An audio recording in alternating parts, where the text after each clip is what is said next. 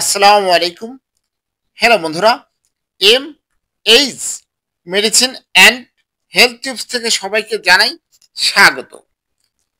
Saline একটি বিশেষ ধরনের লবণযুক্ত জলীয় দ্রবণ, যা শরীরে ইলেকট্রোলাইট এবং তরলের ভারসাম্য বজায় রাখতে ব্যবহার করা হয়ে থাকে। সাধারণত এটি 0.9% সোডিয়াম ক্লোরাইড মিশ্রিত জল বা পানি, যা মানবদেহের ইলেকট্রোলাইট ভারসাম্যের সঙ্গে মিলিয়ে তৈরি করা হয়। স্যালাইন শরীরের পানি শূন্যতা পূরণে সাহায্য করে।